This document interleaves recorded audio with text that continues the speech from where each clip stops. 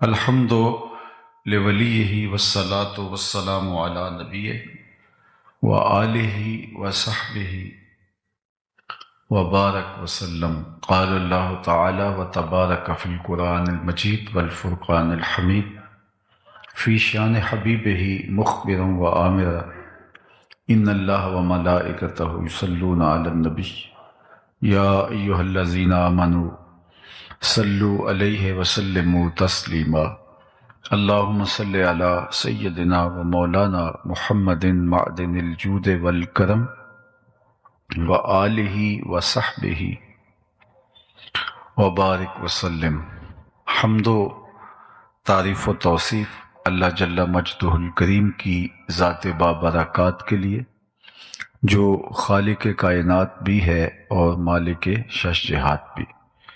اللہ جل وعلا کی حمد و ثنا کے بعد رسول رحمت، شفیع معظم، نبی محتشم، حضور ختم المرتبت صلی اللہ علیہ وآلہ وسلم کے حضور ناز میں اپنی عقیدتوں، ارادتوں اور محبتوں کا خراج پیش کرنے کے بعد واجب الاحترام، ذوی الاحتشام، عالی مرتبت، ذی وقار علماء کرام، مشائخ عظام، سادات کرام، حضرات سامعین و حاضرین، السلام علیکم ورحمۃ اللہ وبرکاتہ۔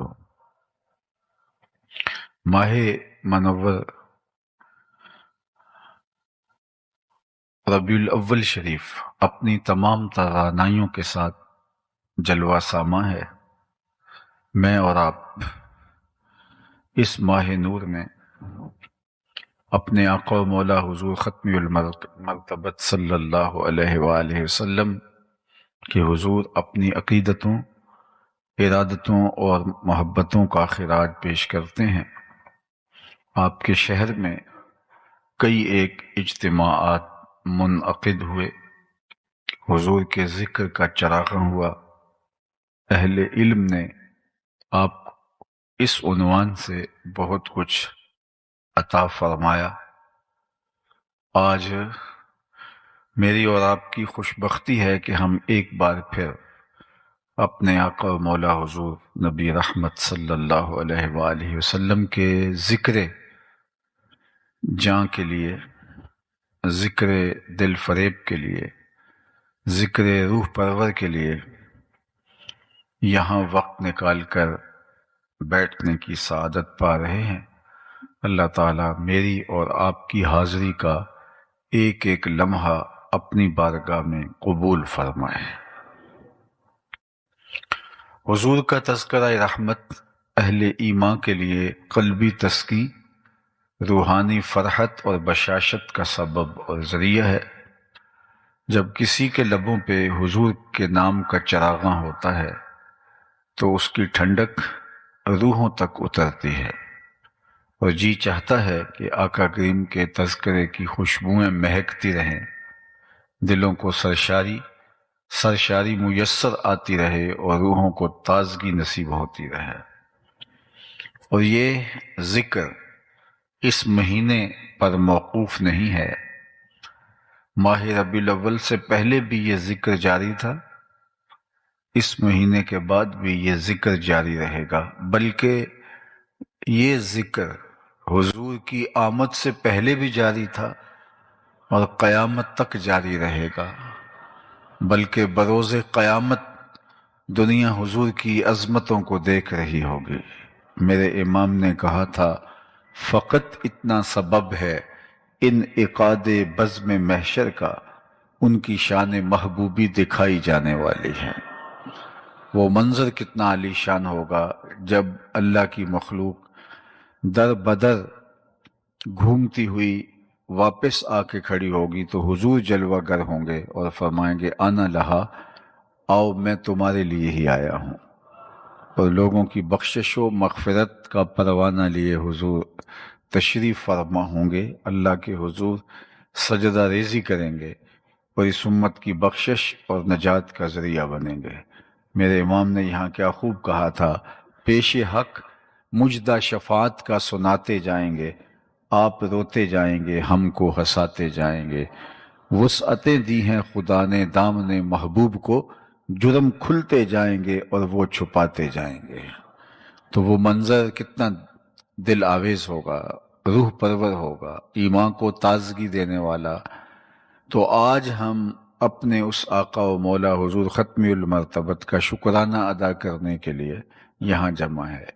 میں ابھی گزشتہ شب ملتان میں یہی کہہ رہا تھا کہ اس وقت دنیا کی آبادی 8 ارب کے قریب ہو گئی ہے، اور 500 سے زائد مذاہب دنیا کے اوپر پائے جاتے ہیں۔ ان میں الہامی مذاہب بھی ہیں اور غیر الہامی مذاہب بھی ہیں۔ 500 کے قریب دھرم اور مذہب دنیا کے اوپر پائے جاتے ہیں، اور 8 ارب آبادی دنیا کی اس معمورہ ہستی کے اوپر وقوع پذیر ہے۔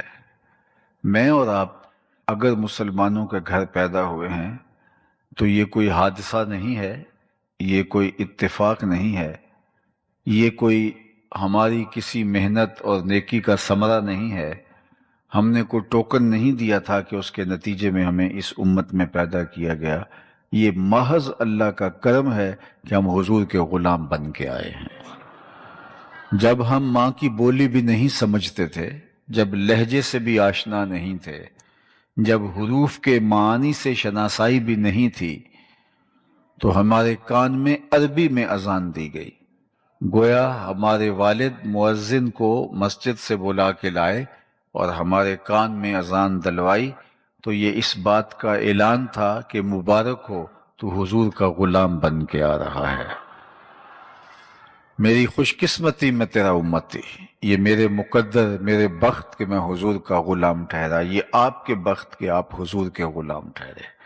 بری نازم کہ ہستم امتے تو، بری نازم کہ ہستم امتے تو، گناہ گارم و لیکن خوش نصیبم۔ میں گناہ گار ضرور ہوں لیکن خوش نصیب ہوں کہ مجھے حضور کی امت میں شامل ہونے کا شرف، اعزاز اور عزت نصیب کی گئی، اور اس پر اللہ کا کروڑہ شکر ہے، اللہ کا لاکھ لاکھ شکر ہے، اور ساری زندگی بس شکرانے پہ گزار دی جائے، حق کے شکر ادا نہ ہو۔ عالی مرتبت سامعین، آج کی یہ عظیم الشان کانفرنس جو سیرت النبی صلی اللہ علیہ وآلہ وسلم کے پاکیزہ عنوان کے ساتھ منعقد ہے، سب سے پہلے ہمیں یہ سمجھنا ہوگا کہ سیرت کیا ہے۔ تو سنیے، سیرت کسی شخص کی اصلی حالت کو، بلکہ کسی چیز کی اصلی حالت کو سیرت کہا جاتا ہے۔ کتاب رحمت قرآن مجید اٹھائیے۔ جب حضرت موسیٰ علیہ السلام اللہ کے دین کی دعوت لے کے برسر میدان آئے تو آپ کا معاوضہ ممکن نہیں تھا۔ فرعون نے جادوگر بلائے جو اپنے ساتھ منوں ٹنوں کے حساب سے رسیاں لے آئے، اور انہوں نے آ کے کھلے میدان کے اندر رسیاں پھینک دیں اور لوگوں کی آنکھوں پہ جادو کر دیا۔ تو لوگوں کو یہ لگ رہا تھا کہ یہ سانپ لہرا رہے ہیں۔ تو لہراتے ہوئے سانپوں کو دیکھ کر لوگوں کے اندر مرعوبیت پیدا ہوئی، تو اللہ نے اپنے پیغمبر حضرت موسیٰ علیہ السلام سے کہا کہ آپ کے ہاتھ میں جو عصا ہے آپ اب اس کو ڈال دیجئے۔ تو جب آپ نے وہ عصا پھینکا تو وہ بہت بڑا اژدہا بن گیا، اور جتنی بھی رسیاں پھینکی گئی تھی ان سب رسیوں کو نگل لیا۔ پھر اس کے بعد جب سمٹتا ہے تو عصا کا عصا، ڈنڈے کا ڈنڈا۔ اب جب وہ سمٹ کے دوبارہ ڈنڈا بننے جا رہا تھا تو وہاں قرآن نے جو لفظ استعمال کیے کہ اللہ نے جب وہ رسیاں نگل لی گئیں اور وہ اژدہا سب کو جو ہے وہ کھا گیا، تو فرمایا کہ اب اس کو پکڑ لیجئے، سَنُعِيدُهَا سِيرَتَهَا الْأُولَى، ہم اس ڈنڈے کو، جو اژدہا بنا ہوا ہے، اس کو پلٹا کے دوبارہ اس کی اصلی حالت کی طرف لوٹا رہے ہیں۔ تو وہاں جو قرآن نے لفظ استعمال کیا ہے وہ سیرت کا لفظ استعمال، سَنُعِيدُهَا سِيرَتَهَا الْأُولَى۔ تو کسی بھی اصلی حالت کو سیرت کہا جاتا ہے۔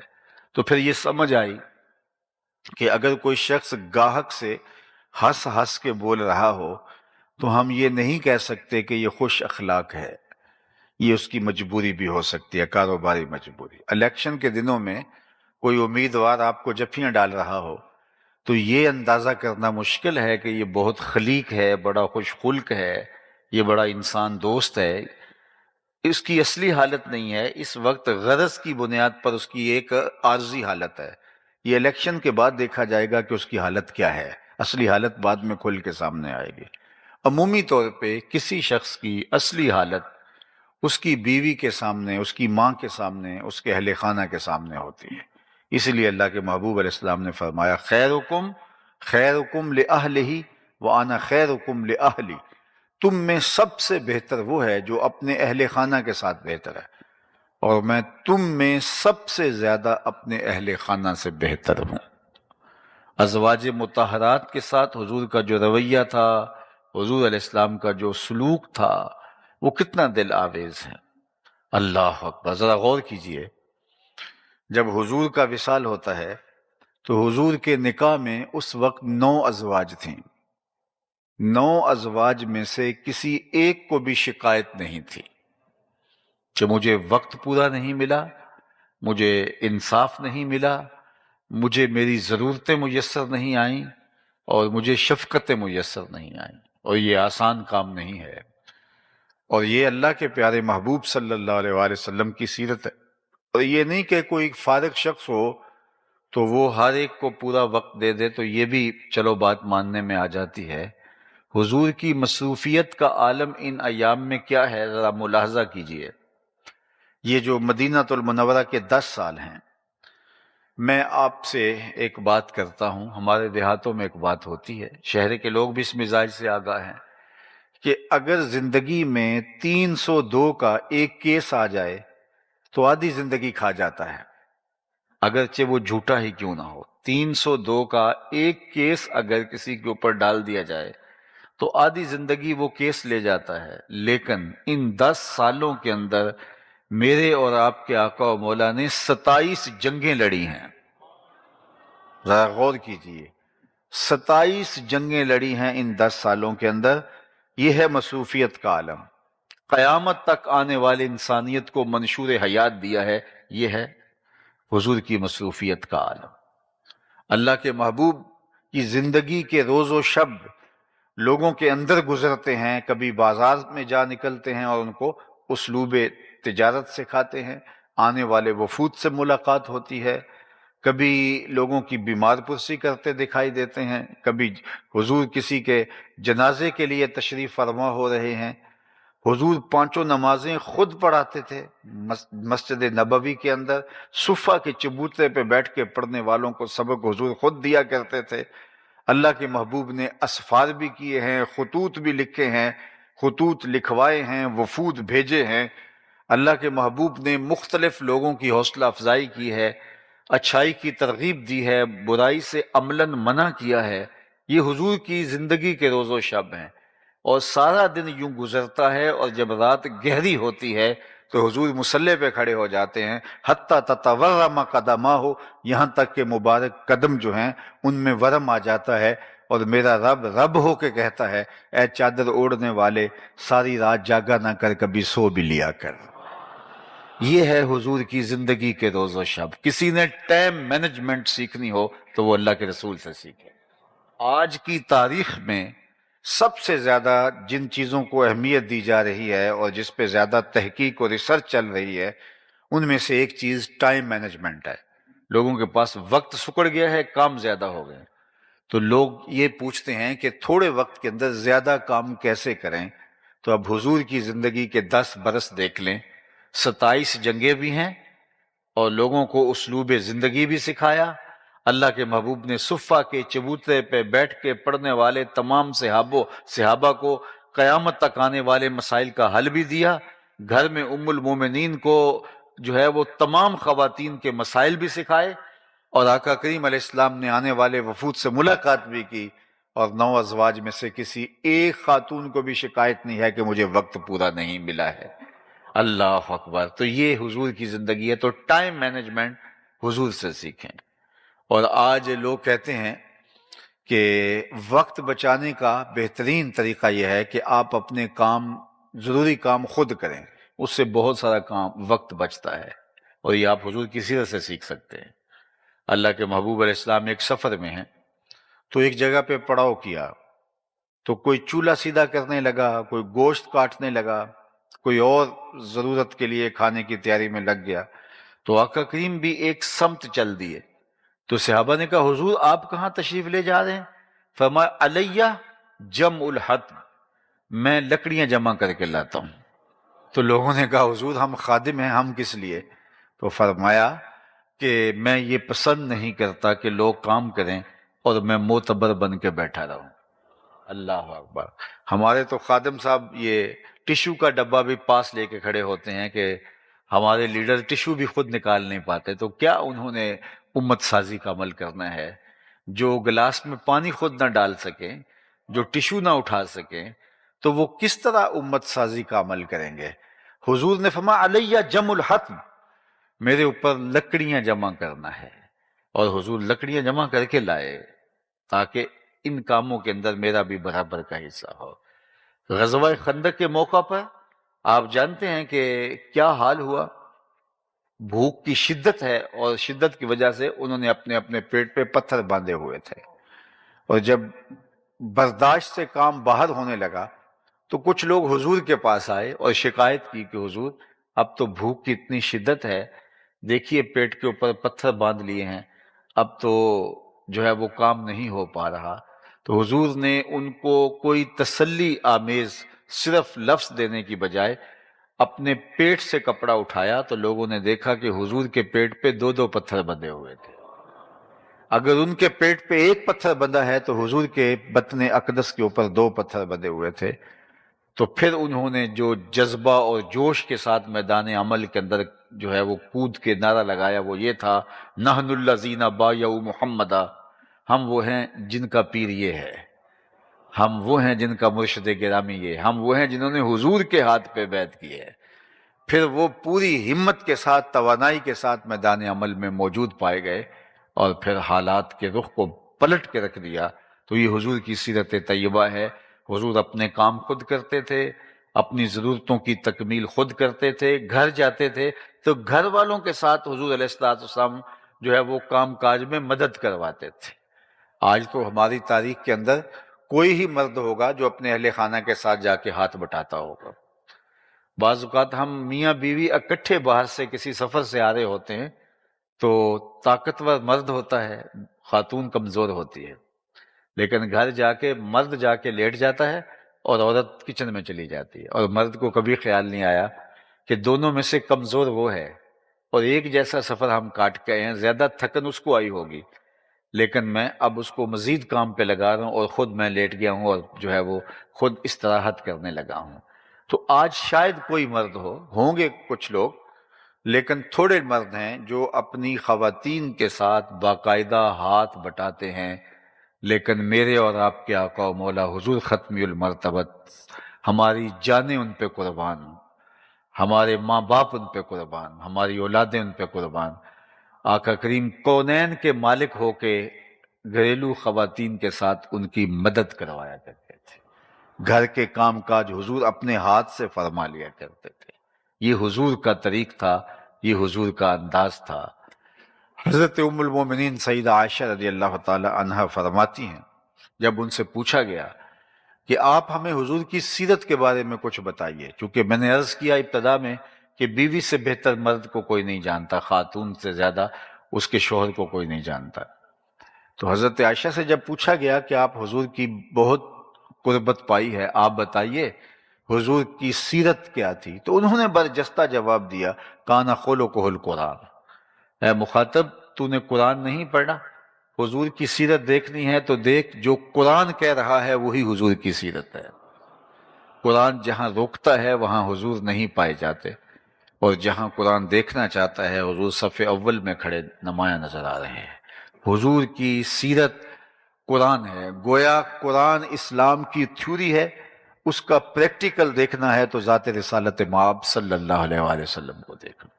اور خواتین کے ساتھ شفقت کا عالم یہ ہے، حضور نے ازواج مطہرات کو لاڈ سے کچھ ناموں سے پکارنے کا مزاج رکھا ہوا تھا۔ ام المومنین کو حضور حمیرہ کہہ کے پکارتے تھے۔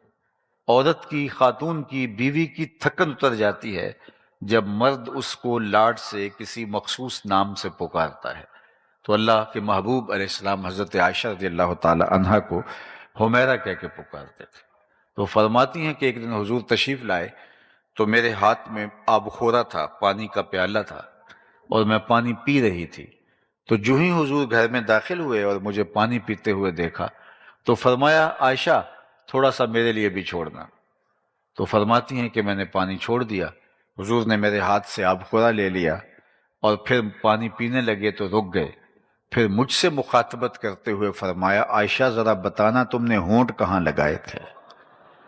مجھے یہ بتاؤ، اگر شوہر کا رویہ بیوی کے ساتھ یہ ہوگا تو گھر جنت کا ٹکڑا نہیں بن جائے گا کہ میں وہاں ہونٹ رکھ کے پینا چاہتا ہوں جہاں تم نے لب لگائے تھے، جہاں تم نے ہونٹ لگائے تھے۔ یہ ہے شفقت اللہ کے محبوب صلی اللہ علیہ وآلہ وسلم کی۔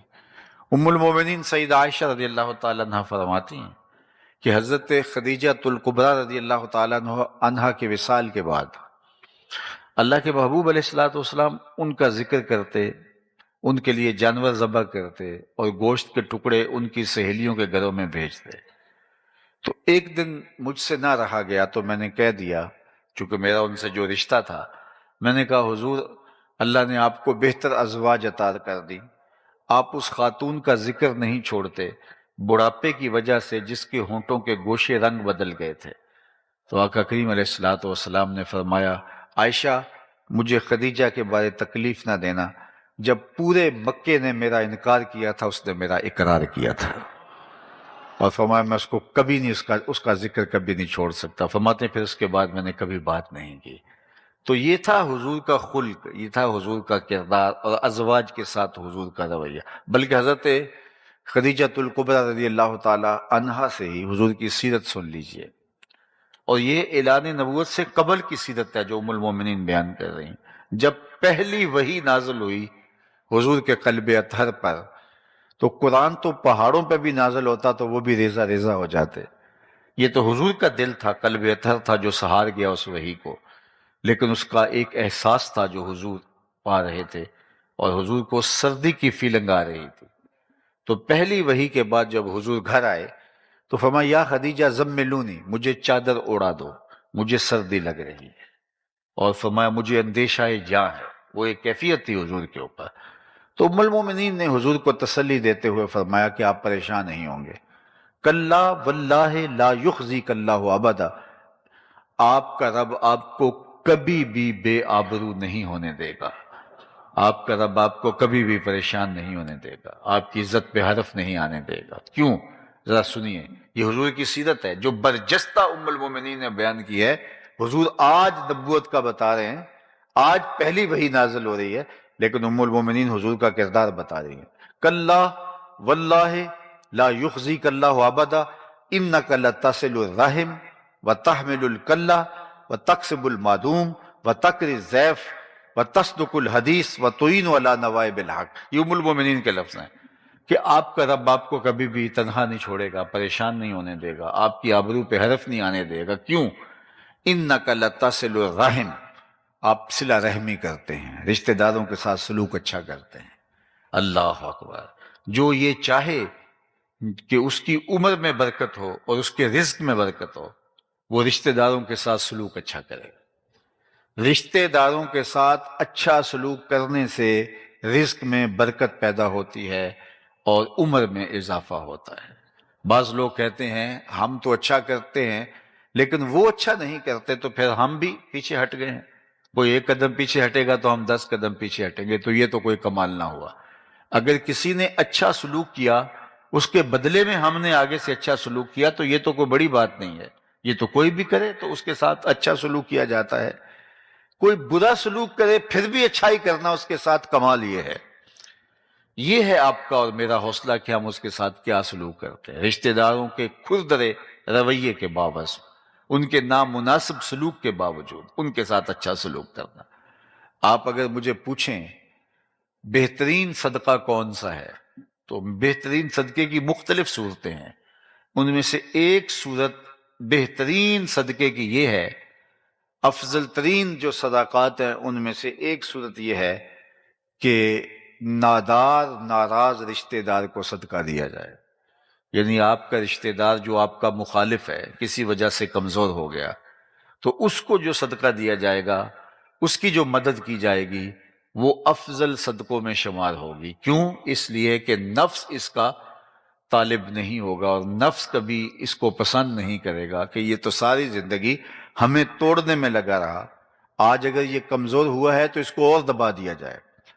تو وہ صدقہ نفس اس کی مخالفت کرے گا، اور نفس کی مخالفت کے باوجود غریب رشتہ دار کو جو نادار ہو گیا ہے، ضرورت مند ہو گیا ہے، اس کو کھڑا کرنا، وہ گر گیا ہے اس کو اٹھانا، اس کی ضرورت کو پورا کرنا، یہ افضل صدقات میں سے صدقہ قرار دیا گیا ہے۔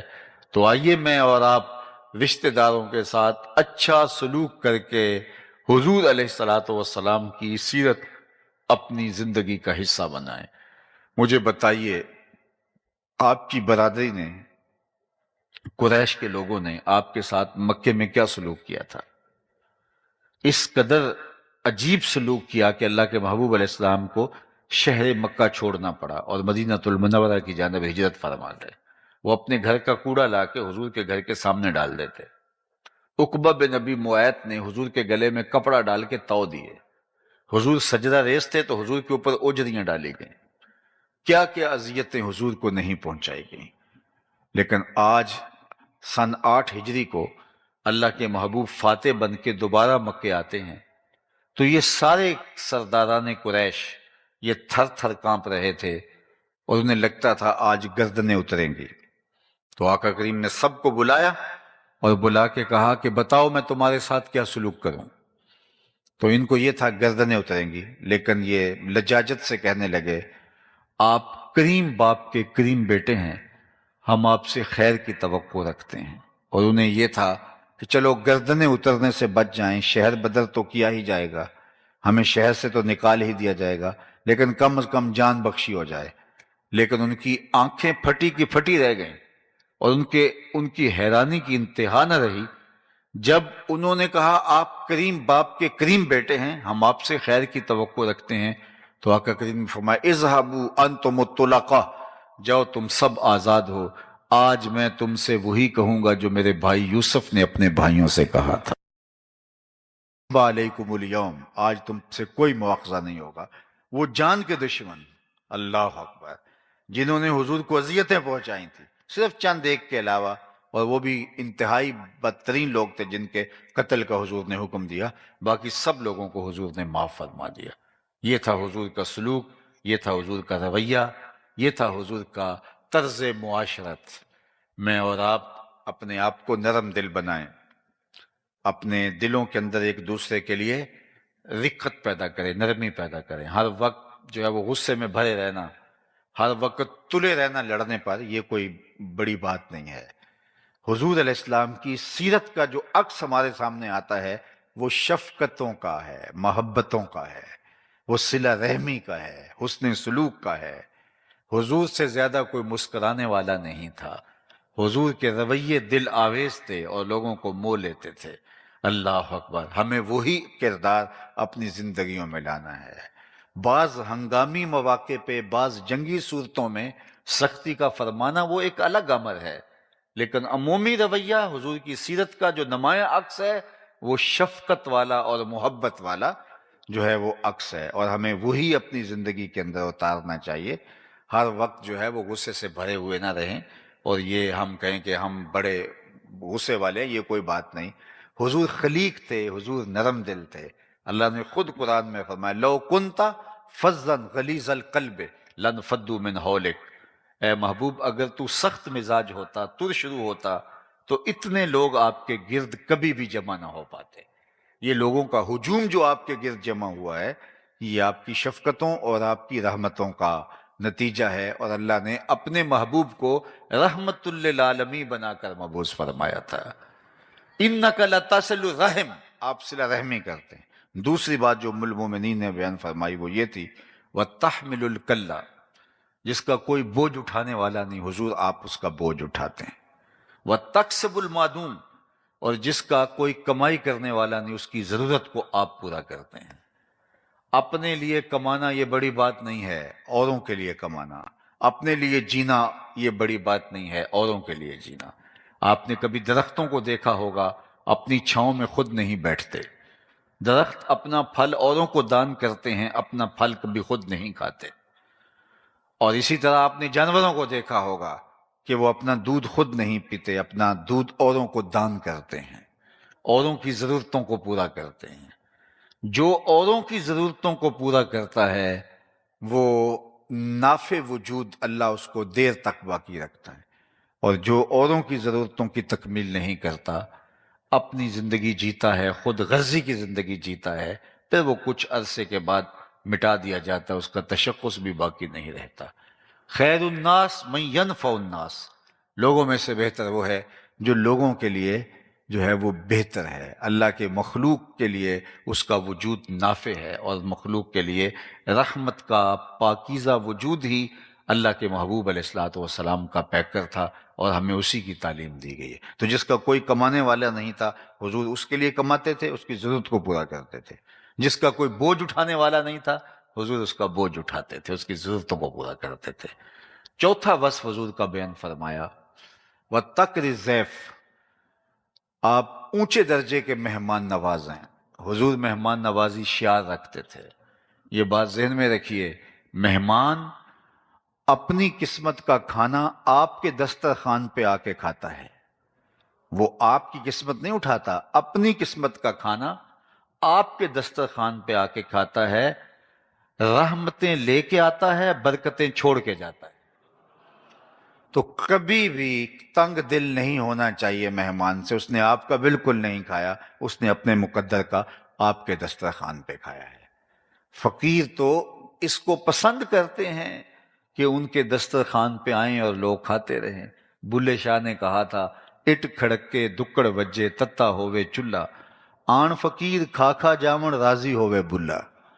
انہیں اچھا لگتا ہے، بلکہ ہمارا دین تو اتنا پاکیزہ دین ہے کہ جب کوئی کسان فصل بوتا ہے تو جب فصل بوتا ہے تو کچھ چڑیاں کو جانور آ کے اس فصل سے دانے اٹھا کے لے جاتے ہیں، یا باغ لگاتا ہے تو پھل سے نوچ کر کچھ چڑیاں اٹھا کے لے جاتی ہیں، طوطے نوچ کے لے جاتے ہیں۔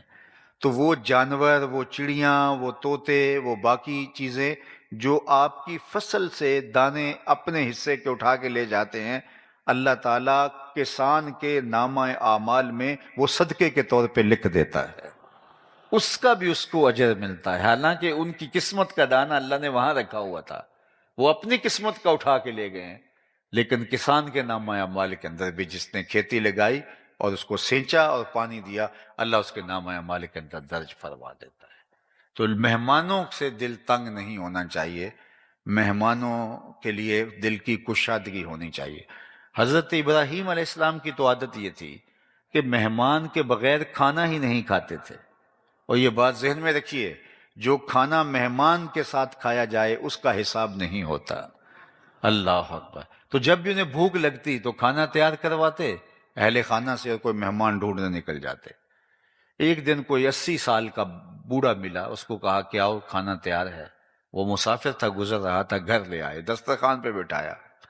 جب کھانا لگا دیا گیا تو کہا اللہ کے نام سے شروع کرو۔ تو اس نے کہا میں تو اللہ کو نہیں مانتا۔ کہا میاں تیرا میرا کیا رشتہ ہے، اللہ کے نام پہ تو کھلا رہا ہوں تجھے۔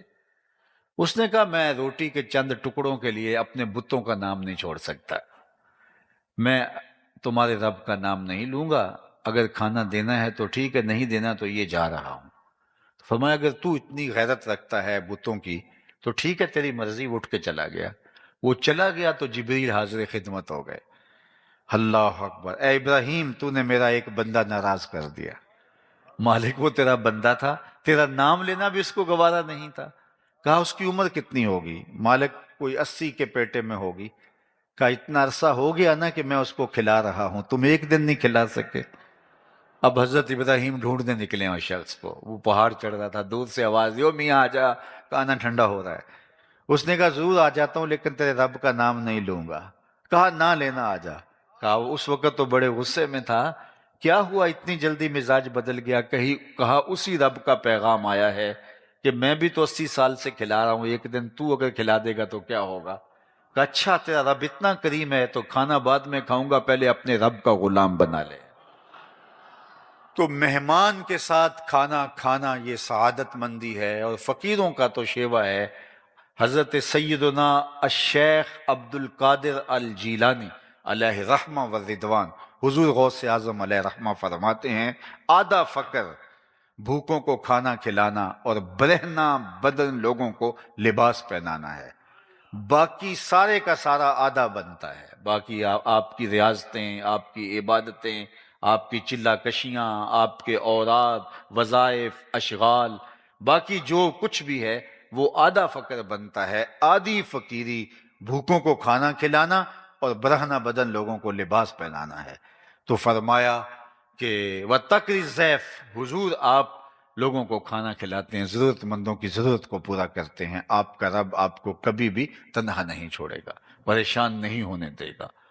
پھر اس کے بعد جو چوتھی چیز، پانچویں چیز بیان کی ام المومنین نے، وہ یہ تھی وَتَصْدُقُ الْحَدِيث، آپ نے زندگی میں کبھی جھوٹ نہیں بولا۔ یہ میرے حضور کی سیرت ہے، اور اس سیرت کو ہمیں سیکھنے کی ضرورت ہے۔ آج حضور کی امت جو قدم قدم پہ جھوٹ بول رہی ہے، اس کو کس طرح زیبا ہے کہ وہ جھوٹ بولے۔ ہمارے آقا و مولا تو وہ تھے کہ جن کو کافر بھی صادق اور امین کہہ کے پکارتے تھے، اور ہم بات بات پہ جھوٹ بولیں اور حضور کی امت ہونے کا دعویٰ کریں تو ہم پھر کھڑے کہاں ہیں؟ آج ہمارا تاجر کہتا ہے جناب اگر جھوٹ نہ بولیں تو سودا نہیں بکتا، تو میں کہتا ہوں جاپان والے کیسے بیچ لیتے ہیں؟ پوری دنیا کے اوپر ان کا سودا آنکھیں بند کر کے لوگ لے رہے ہیں۔ انہوں نے جھوٹ سنا ہی نہیں ہے، وہ جھوٹ سے آشنا ہی نہیں ہے، چونکہ ان کی ماں نے بتایا، ان کے باپ نے بتایا کہ سچ ہی بولنا ہے۔ یار ہمیں تو ہمارے نبی نے بتایا تھا کہ سچ بولنا ہے۔ ہمارے نبی کو کافر بھی صادق اور امین کہہ کے پکارتے تھے۔ حضور علیہ السلام سے پوچھا گیا کہ مسلمان بزدل ہو سکتا ہے؟ فرمایا نہیں، بہادر ہوتا ہے، لیکن ہو سکتا ہے کبھی بزدلی کر بھی جائے، کبھی کوئی ایسا مرحلہ آ جائے، بشری تو ہے۔ پھر پوچھا گیا مومن بخیل ہو سکتا ہے؟ کہا نہیں، سخی ہوتا ہے، لیکن ہو سکتا ہے کبھی بخل کر جائے، آخر بشری تو ہے۔ پھر تیسرا سوال ہوا کہ مومن جھوٹا ہو سکتا ہے؟ فرمایا جھوٹا نہیں ہو سکتا، یہ طے ہے کہ مومن ہو اور جھوٹا ہو یہ نہیں ہو سکتا۔ مومن سچا ہوتا ہے، سچائی کے ساتھ کھڑا ہوتا ہے، اور آپ جھوٹ بول کے فائدہ بھی حاصل کر لیں، کسی کو دھوکہ دینے میں کامیاب بھی ہو جائیں، کسی کا مال ہتھیانے میں کامیاب بھی ہو جائیں، کسی مشکل سے بچ بھی جائیں، لیکن دل میں اطمینان نہیں ہوگا، اور سچ بول کے پھنس بھی جائیں، سچ بول کے نقصان بھی کر لیں، سچ بول کے گھاٹا بھی کھا لیں، پھر بھی آپ کا دل مطمئن ہوگا۔ الصدق طمانینہ والکذب ریبہ، سچ طمانیت قلب کا سبب ہے، اور جھوٹ جو ہے وہ پریشانی کا، ٹینشن کا، اذیت کا سبب ہے۔ بے چینی ختم نہیں ہوگی جھوٹے شخص کی۔ سچا شخص جو ہے وہ سچ بول کے بہت کچھ کھو بھی دے، پھر بھی وہ سچائی کی وجہ سے مطمئن ہوگا۔ وہ کیا کسی نے کہا تھا، لوٹ کر بھی کوئی بے چین رہا، لٹ کے بھی چین سے سویا کوئی۔ تو سچائی کے ساتھ جڑا رہنا اور سچ کے ساتھ اپنے آپ کو وابستہ کرنا۔ ایک روایت میں آتا ہے کہ جب کوئی شخص جھوٹ بولتا ہے تو اس کے منہ سے بدبو نکلتی ہے، جو عام لوگ تو محسوس نہیں کر پاتے، لیکن اللہ کے نورانی فرشتے جو ہر مومن کے حصے کی رحمت لے کے اس کو دینے آ رہے ہوتے ہیں، وہ حساس فرشتے 1 میل پیچھے ہٹ جاتے ہیں۔ اللہ اکبر! جو ہمارے حصے کی ڈلیوری لے کے رحمت کا پارسل ہمارے گھروں میں دینے آ رہے ہوتے ہیں، وہ اتنے حساس ہوتے ہیں کہ کسی گھر سے جھوٹ کی بدبو نکلے تو وہ 1 میل پیچھے چلے جاتے ہیں۔ مجھے بتاؤ، جس گھر میں باپ بھی جھوٹ بولے، ماں بھی جھوٹ بولے، بیٹیاں بھی جھوٹ بولے، بیٹے بھی جھوٹ بولے، وہاں تو بدبو کے ببوکے اٹھ رہے ہوں گے، اتنی عفونت پھیلی ہوگی کہ فرشتے تو دور شہر سے باہر کھڑے ہوں گے، گاؤں سے باہر کھڑے ہوں گے۔ اب رحمت کا پارسل ہمارے نام کا ان کے پاس ہے، آگے اتنا تعفن پھیلا ہوا ہے کہ وہ آ نہیں رہے، اور ہم موقع بھی نہیں دے رہے۔ ابھی پہلے جھوٹ کی عفونت ختم نہیں ہوئی ہوتی کہ دوسرا جھوٹ بول رہے ہوتے ہیں۔ تو وہ رحمت والے فرشتے باہر کھڑے ہیں۔ اب ہمارے گھر میں بے برکتی ہوئی، رحمت چونکہ وصول نہیں کر پا رہے، اور بے برکتیاں ہی بے برکتیاں، نحوستے ہی نحوستے۔ تو چند دن کے بعد ہم نے سمجھا کسی نے تعویذ ڈال دیے کسی نے جادو کر دیا، کسی نے ٹونا کر دیا، تو اب بھاگے عاملوں کے پاس، تو کوئی 100 میں سے بلکہ 1000 میں سے کوئی ایک آدھ عامل ہوگا جو کسی خیر کے منصب پہ بیٹھا ہوگا، باقی تو آپ کو پتہ ہی ہے کہ عامل تو پہلے ہی ٹھیا لگا کے اسی کام کے لیے بیٹھے ہیں۔ اس نے کہا تو وقت پہ آ گیا، ورنہ تعویذ چل جانے تھے، اور اب اتنے اتوار آنا پڑے گا، اتنے منگل آنا پڑے گا، اتنے بدھ آنا پڑے گا۔ اور ایسے ایسے عامل میں جانتا ہوں کہ جو اتنے منحوس ہیں کہ وضو کیا انہیں غسل کا طریقہ بھی نہیں آتا، اور وہاں شریف گھروں کی خواتین جا کے ان کے سامنے بیٹھی ہوتی ہیں، صرف کیا ہے کہ گھر کی نحوست ختم ہو جائے۔ میاں گھر کی نحوست یہ ختم نہیں کرے گا، گھر کی نحوست سچائی ختم کرے گی۔ وہ رحمت کے پارسل ڈھیر لگے ہوئے ہیں باہر اور فرشتے اندر نہیں آ پا رہے، وہ ہمارے حصے کی رحمت تھی، ہمیں دے نہیں پا رہے۔ اس عفونت کو صاف ختم کرو اور گھر کو پاکیزہ کرو۔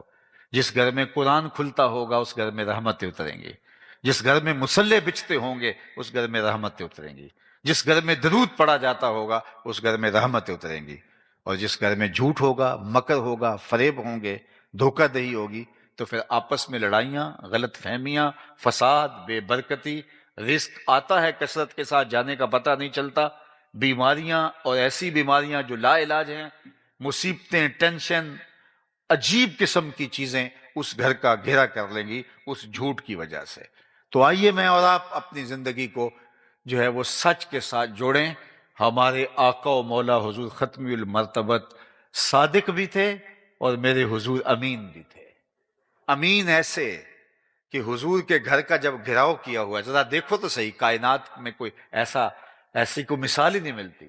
حضور کے گھر کا گھراؤ کیا ہجرت کی رات، کفار نے حضور کو شہید کرنے کا منصوبہ تیار کیا، سارے قبائل کے لوگ خنجر، بالے، برچیاں اور تلواریں لیے حضور کے گھر کا گھیراؤ کر رہے ہیں، اور اللہ کے محبوب حضرت علی کو اپنے بستر پہ لٹا کے کہتے ہیں علی تم میرے بستر پہ لیٹ جاؤ، صبح ان کی امانتیں دے کے واپس آنا۔ اتنے امین کہ جو قتل کرنے کے ارادے سے، حضور کو شہید کرنے کے ارادے سے جو ظالم گھیرا ڈالے ہوئے ہیں، حضور کے ان پاس ان کی امانتیں ہیں، حضور کو ان کی امانتوں کا خیال ہے، زمانے میں لاؤ تو صحیح کوئی ایسا امین۔ اللہ اکبر۔ جب جبل صفا پہ چڑھ کے حضور نے اسلام کی پہلی دعوت دی، جب حکم ہوا وَأَنذِرْ عَشِيرَتَكَ الْأَقْرَبِينَ، حضور قریبی لوگوں کو آپ دین کی دعوت دے، تو آقا کریم نے قریبی لوگوں کو بلایا اور جبل صفا پہ اکٹھا کیا، اور پھر کہا کہ لوگوں اگر میں کہوں کہ پہاڑ کی دوسری جانب سے ایک لشکر آ رہا ہے جو تمہیں تاخت و تاراج کر دے گا تو کیا میری بات مان لو گے؟ تو انہوں نے کیا کہا ذرا سنیے۔ انہوں نے کہا ہم دیکھیں گے، اگر نظر آیا تو درست، اگر نظر نہ آیا تو ہم کہیں گے ہم اندھے ہو گئے ہیں، آپ سچے ہو۔ یہ تھی میرے رسول کی صداقت، یہ تھا میرے رسول کا سچ۔ آج یہ امت کیوں جھوٹ بول رہی ہے؟ قدم قدم پہ جھوٹ بول رہی ہے۔ حضور علیہ السلام سے پوچھا گیا، بلکہ ایک دن خود حضور نے پوچھا الا انبئکم باکبر الکبائر، میں تمہیں بڑے بڑے گناہوں کی خبر نہ دوں؟ یعنی کبیرہ گناہوں میں بھی جو اکبر الکبائر ہیں ان کی خبر نہ دوں؟ تو صحابہ نے کہا بلا کیوں نہیں حضور، ارشاد فرمائیے۔ فرمایا الاشراک باللہ، سب سے بڑا گناہ اللہ کے ساتھ کسی کو شریک ٹھہرانا ہے، یہ سب سے بڑا گناہ جس کی معافی نہیں ہے، الا یہ کہ کوئی جو ہے وہ ایمان لائے اور اسلام میں داخل ہو۔ دوسری بات فرمایا وعقوق الوالدین، والدین کو اذیت دینا، تنگ کرنا، والدین کی نافرمانی کرنا، یہ شرک کے بعد سب سے بڑا گناہ ہے۔ یہ دو گناہ بیان کرنے کے بعد فجلس وکانا متکئا، حضور ٹیک لگائے بیٹھے تھے تو حضور نے ٹیک چھوڑ دی اور آگے ہو کے بیٹھ گئے، تیسرے مضمون کی اہمیت کو اجاگر کرنے کے لیے۔ اور پھر حضور نے فرمایا الا وقول الزور، سن لو تیسرا بڑا گناہ جھوٹ بولنا ہے۔ الا وقول الزور، سن لو تیسرا گناہ جھوٹ بولنا ہے۔ الا وقول الزور، سن لو تیسرا گناہ جھوٹ بولنا ہے۔ صحابہ فرماتے ہیں حضور بار بار فرمائے جا رہے تھے اور ہم آرزو کر رہے لیتہ سکتا، کاش حضور سکوت اختیار فرما لیں، ہم سمجھ گئے جو حضور بتانا چاہ رہے ہیں۔ حضور نے پہلے ٹیک چھوڑی، پھر حضور اس قدر بار بیان فرما رہے تھے کہ ہمیں حضور کی مشقت کی وجہ سے بار یہ خیال آتا تھا کہ حضور اگر سکوت اختیار کریں تو جو حضور فرمانا چاہ رہے ہیں حضور ہم سمجھ گئے، لیکن اللہ کے محبوب علیہ السلام جھوٹ کی مذمت اس انداز سے کر رہے تھے پہلے ٹیک چھوڑی اور پھر بار بار فرمائے جا رہے تھے لوگوں جھوٹ بولنا، لوگوں جھوٹ بولنا، لوگوں جھوٹ بولنا، یہ اللہ کے نزدیک بڑے گناہوں میں سے بڑا گناہ ہے۔ مجھے یہ بتائیے کہ یہ امت کیوں جھوٹ بولتی ہے؟ اس کی زندگی میں کہاں سے جھوٹ در آیا؟ یہ سچے نبی کی غلام ہو کر کے جھوٹ کو شعار کیوں بنا بیٹھی؟ اور میں آپ کو کہتا ہوں کہ آج ہم جلسے سننے کا چسکا تو رکھتے ہیں، ہم خطاب سننے کی لذت تو پاتے ہیں، لیکن ہم خطاب پسند ہو گئے ہیں، گفتگو پر، خطاب پر، تقریر پر، واعظ پر ہم عمل کے عادی نہیں رہے۔ تو یہ پھر ساری زندگی سنتے رہیں، کیا فرق پڑتا ہے؟ اور اگر ہم عمل کریں ہمارا معاشرہ آج ہی تبدیل ہوگا۔ میں آپ سے کہتا ہوں، یہ جتنے لوگ میرے سامنے بیٹھے ہیں، یہ مجھے اندازہ نہیں ہے کہ خانے وال سٹی کی آبادی کتنی ہے۔ فرض کرو 10 لاکھ آبادی ہو تو یہ اگر 5,000، 6,000، 3,000، 10,000 بھی اگر لگا لیں، فرض کرو باہر بھی ہوں یا خواتین بھی ہوں، تو اگر 10 لاکھ آبادی ہے اور یہ 10,000 ہیں تو نہیں، لیکن چلو 10,000 ہی لگا لے، اگر بڑا کھلا مارجن دے دیتے ہیں، تو پھر بھی یہ 1% ہیں، 99 لوگ نہیں ہیں، ایک آدمی ہے، یعنی 9,90,000 لوگ میرے سامنے نہیں ہیں، صرف 10,000 لوگ ہیں۔ اور صرف یہ 10,000 لوگ یہاں سے عزم کر کے اٹھیں کہ آج کے بعد جھوٹ نہیں بولیں گے، کل سے ہی دیکھ لینا آپ کا شہر بدلا بدلا دکھائی دے گا۔ صرف اتنے لوگ، اور اگر سارے بدل جائیں کہ نہیں ہم نے سچ بولنا ہے، پھر آسمان سے برکتیں اتریں گی۔ یہ جو ہم رونا روتے ہیں نا کہ یہ برے حکمران آ گئے، یہ آئے دن آفتیں آتی ہیں، یہ ہمارے اعمال کی سزا ہے۔ اللہ تعالیٰ نے قرآن مجید میں ارشاد فرمایا وہ اس بات پہ قادر ہے کہ تمہارے اوپر سے عذاب نازل کرے، تمہارے نیچے سے عذاب نازل کرے۔ تو علماء نے کہا اوپر کا عذاب یہ ہے کہ پتھر برسیں، نیچے کا عذاب یہ ہے زلزلے آئیں، لیکن حضرت عبداللہ ابن عباس رضی اللہ تعالیٰ عنہ فرماتے ہیں نہیں، اوپر کا عذاب یہ ہے حکمران نااہل ہوں، اور نیچے کا عذاب یہ ہے اولاد نافرمان۔ یہ اوپر نیچے کا عذاب ہے۔ آج یہ قوم اوپر نیچے کے عذاب میں جکڑی ہے۔ اور ایک قول، حکمران نااہل ہوں اور آپ کے جو ماتحت ہیں وہ خائن ہوں، وہ خیانت کرنے والے ہوں۔ تو یہ ہماری بدعمالیوں کی سزا کے طور کے اوپر، ہمارے جھوٹ کی سزا کے طور کے اوپر، جب ہم جھوٹے ہوں گے تو پھر اعمالکم امالکم، تمہارے اعمال بھی تمہارے امال بنیں گے۔ تو پھر ہم جھوٹے ہوں گے تو پھر بدترین جھوٹا ترین آدمی اوپر ہوگا، اگر ہم سچے ہوں گے پھر سچا ترین آدمی اوپر ہوگا۔ حجاج بن یوسف وہ ظالم شخص ہے کہ حضرت حسن بصری نے کہا تھا پچھلی امتوں کے لوگ اپنے سارے ظالم لے آئیں اور ایک پلڑے میں رکھ دیں، دوسرے پلڑے میں ہم حجاج بن یوسف کو رکھ دیں تو یہ پلڑا پھر بھی بھاری ہوگا۔ 70,000 لوگ اس نے اپنے ہاتھ سے قتل کیے تھے، 90,000 لوگ اس کے حکم سے کٹے تھے۔ اتنا بڑا ظالم اس امت کا، تو کسی نے اس سے بات کر لی، کہا تو حضرت عمر کا زمانہ دیکھا ہے، اگرچہ تو اس وقت بچہ تھا، تو ان جیسا انداز حکمرانی کیوں اختیار نہیں کرتا، اتنا ظالمانہ رویہ کیوں اختیار کیا ہوا ہے؟ تو حجاج نے 2 لفظی جواب دیا، سنیے۔ اس نے کہا تبازروا اتعمر لکم، تم ابو ذر بن جاؤ میں عمر بن جاتا ہوں۔ تبازروا اتعمر لکم، تم ابو ذر بن جاؤ میں عمر بن جاتا ہوں۔ جب رعایا ابو ذر غفاری جیسی ہوتی ہے تو حکمران عمر جیسے ہوتے ہیں۔ تو آج جو ہم دیکھ رہے ہیں، جو سینیریو ہمارے سامنے ہے، یہ ہماری بدعمالیوں کی سزا ہے۔ آج مجھے دوست بتا رہا تھا کہ OIC کا اجلاس ہونے جا رہا ہے، تو میں نے اس کو یہی کہا ہے کہ OIC کے اجلاس میں کیا ہوگا کہ پورے زور سے مذمت کریں گے اسرائیل کی اور بات ختم ہو جائے گی۔ وہ ہمارے بچے ذبح کر دیں اور ہم 56-57 اسلامی ملک جو ہیں وہ صرف مذمت کرنے پہ ہی اکتفا کریں۔ اسرائیل میں یہودیوں کی تعداد اتنی نہیں ہے جتنی مسلم ممالک میں فوج کی تعداد ہے۔ 80 لاکھ کے قریب مسلم ممالک کی فوج بنتی ہے، اور اسرائیل میں 80 لاکھ یہودی نہیں ہیں، اور ہمارے بچے دن دہاڑے ذبح کرتے ہیں اور ہم کھلی آنکھوں سے دیکھتے ہیں، اور سوائے مذمت کے ہمارے پاس کوئی لفظ نہیں ہے۔ یہ ہم کہتے ہیں یہ حکمران برے ہیں، میاں یہ حکمران ہمارے اعمال کی جزا ہے، ہمارے اعمال کا صلہ ہے، ہمارے اعمال کی سزا ہے جو ہم بھگت رہے ہیں، اور یہ ہوتا رہے گا۔ میں اور آپ صرف جھوٹ بھی نہیں چھوڑنا چاہتے، کوئی نہیں چھوڑنا چاہتا جھوٹ، اور ہم کہتے ہیں کہ ٹھیک ہے ہم نے تقریر سنی ہے سنیں گے، ہم نے واز سنا ہے سنیں گے، اچھی محفل نعت کروائیں گے، ہم پیر صاحب سے بھی بیعت ہیں اور پیر صاحب کو بھی نذرانہ دیں گے، ہم حج بھی کریں گے، عمرے بھی کریں گے، سب کچھ کریں گے، لیکن دکان پہ بیٹھ کے جھوٹ بولیں گے، 2 نمبر مال بیچیں گے، ملاوٹ کریں گے، دھوکہ دیں گے، دجل و تلبیس کریں گے، اور چاہتے ہیں کہ اوپر فرشتوں جیسے حکمران آئیں۔ این خیال استو محال استو جنو، یہ کبھی ہونے والا نہیں ہے جب تک ہم خود صحیح نہیں ہوں گے۔ تو میں کہتا ہوں کہ قوم اگر ارادہ کر لے کہ ہم نے ٹھیک ہونا ہے تو یہ 10 لاکھ میں سے 10,000 لوگ بھی نہیں ہیں، لیکن صرف اتنے لوگ آج کے بعد عزم مصمم کر لیں تو کل سے شہر میں بدلاؤ آپ کو محسوس ہوگا۔ اور اگر سارا شہر پھر پورا ملک اگر ارادہ کر لے کہ ہم سچ بولیں گے، صرف ایک سچ کی برکت سے ملک کل سے بدلنا شروع ہو جائے گا، لیکن ہم اس کو بدلنے کے لیے تیار نہیں ہیں۔ ہم صرف تقریر کی لذت لینا چاہتے ہیں، عمل ہمیں تلخ لگتا ہے، عمل ہمیں مشکل لگتا ہے۔ گفتگو کی لذت میں اس کے سحر میں کھو جانا چاہتے ہیں، اور زیادہ لذیذ ہوگی تو ہم اٹھ کے پیسے بھی نچھاور کریں گے، نوٹ بھی نچھاور کریں گے، نعرے بھی لگائیں گے، واہ واہ کے ڈونگرے بھی برسائیں گے، یہ سب کرنے کے لیے تیار ہیں ہم، پھول بھی پھینکیں گے، سب کچھ کریں گے، لیکن جو نہیں کریں گے وہ عمل نہیں کریں گے۔ حالانکہ جس سب کچھ نہ کیا جاتا، صرف عمل کیا جاتا۔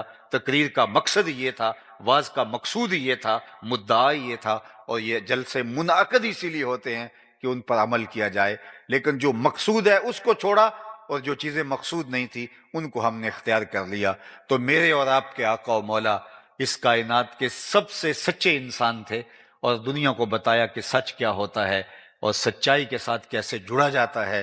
تو فرمایا ام المومنین نے، حضور سے عرض گزار ہوئیں کہ انک لتصل الرحم وتحمل الکلہ وتکسب المعدوم وتقری الضیف وتصدق الحدیث وتعین علی نوائب الحق۔ اور مشکل میں اگر کوئی حق کے راستے میں پھنس جاتا ہے تو جب کوئی اس کے ساتھ کھڑا نہیں ہوتا، حضور آپ اس کے ساتھ کھڑے ہوتے ہیں۔ اور ہم کیا کہتے ہیں؟ ہمیں کیا لگے؟ ہمارے ہاں ایک لفظ ہے، اپنے گھر کو چھاج بجائے یا چھلنی بجائے، ہمیں کیا لگے؟ ہر بندہ جو ہے وہ اپنا ذمہ دار ہے، ہم کسی کے ساتھ تعلق نبھانے کے لیے تیار نہیں ہے۔ برے کے ساتھ کھڑا ہونا ہمارے لیے عیب ہی نہیں رہا، حالانکہ روز عشاء کی نماز کے بعد ہم جو وطر پڑھتے ہیں اس میں اللہ سے ایک عہد کرتے ہیں، سارے بچے بوڑھے جوان مرد عورتیں۔ وہ کیا عہد ہے؟ وَنَخْلَعُ وَنَتْرُكُ مَن يَفْجُرُكَ، اے اللہ جو تیرے حکموں کا باغی ہوگا ہمارا اس سے کوئی تعلق نہیں ہوگا۔ وَنَخْلَعُ وَنَتْرُكُ، ہم چھوڑ دیں گے اس شخص کو جو تیرے حکموں کو توڑتا ہوگا، تیرے قانون کی بغاوت کرتا ہوگا، ہمارا اس سے کوئی تعلق نہیں۔ لیکن یہ ہم صرف زبان سے کہتے ہیں، ہمارا عمل اس کی مطابقت میں نہیں ہے۔ تو عالی مرتبت سامعین، مجھے اور آپ کو حضور کی سیرت کے دائرے میں اپنی زندگی گزارنی ہے، اور یہ محبت کی علامت ہے کہ حضور کے بتائے ہوئے طریقے کے مطابق محبت کا ثبوت، میں ان جھنڈیوں کا مخالف نہیں ہوں، یہ ضرور آپ گلیوں میں لگائیں، لیکن صرف گلیوں میں نہ لگائیں، حضور کے نام کی جھنڈی دل کے ایک ایک پر